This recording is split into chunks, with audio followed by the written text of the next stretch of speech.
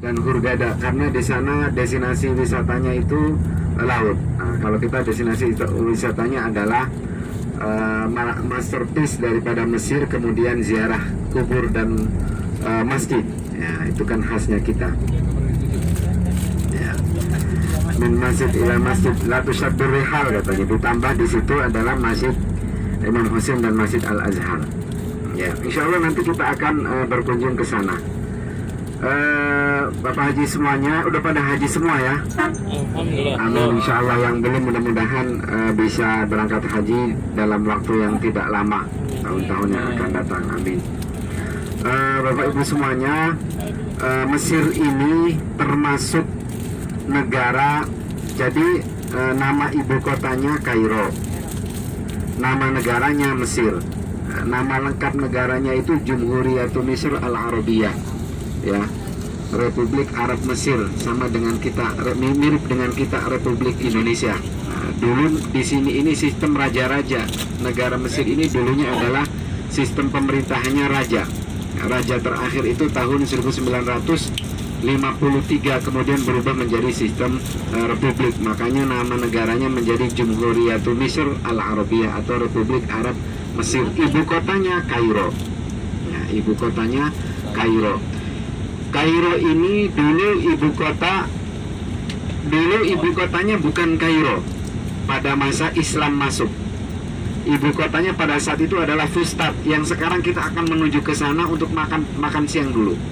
Ya, ada yang puasa? Alhamdulillah. Ada ya, berarti makan siang dulu. Ya. Jadi kita nanti makan siang dulu di daerah namanya Fustat. Fustat itu adalah ibu kota yang itu sebelum Mesir, sebelum Kairo. Ya, baru kemudian Kairo. Fustat itu mulai dibangun tahun 642 Masehi oleh sahabat Rasulullah yang bernama Amr bin As. Ya. Dengar ya, Amr bin As, beliaulah yang berhasil membawa membawa Islam ke dalam Mesir tahun 642. Kemudian tahun 972 barulah Kairo berdiri.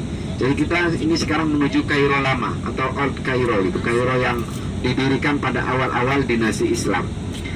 Nah, Mesir ini juga negara yang memiliki keistimewaan di dalam agama Islam.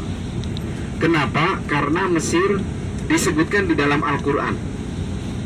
Ya, disebutkan di dalam Al-Quran sebanyak 24 kali di dalam Al-Quran. Kata-kata Mesir, baik Mesir secara sharih, secara literal gitu kan, atau secara qarain, atau secara bersifat indikatif gitu kan. Jadi kalau yang Mesir secara jelas itu misalnya udkhulu Misra insyaallahu aminin.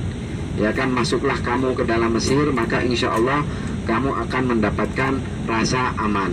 Ya, makanya orang di Mesir itu ngerasa aman, dan alhamdulillah Mesir memang selama ini aman-aman saja. Biasa ada sedikit problem, tapi alhamdulillah dibanding negara Arab yang lain, Mesir ini termasuk negara yang meskipun kena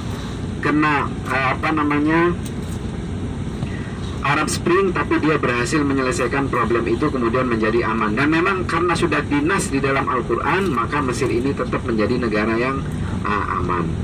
Nah, juga ada ayat lain seperti ihbitu misran fa innalakum ma sa'altum, kemudian kisah tentang Nabi Yusuf, ya.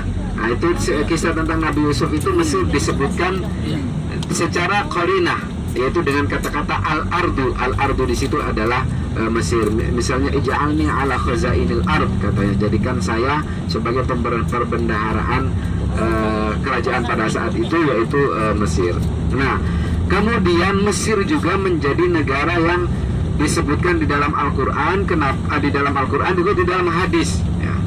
Di dalam hadis sahih itu disebutkan, diriwayatkan oleh Imam Abu Dzar, disebutkan di dalam Sahih Muslim, itu adalah berkisah tentang Mesir, kisah tentang bagaimana Rasulullah menyampaikan kepada para sahabat bahwasanya kalian suatu saat nanti, katanya, akan memerdekakan sebuah kawasan, yaitu yang bernama Mesir ini.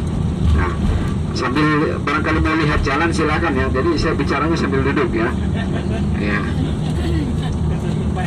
Iya, biar nggak ketutupan.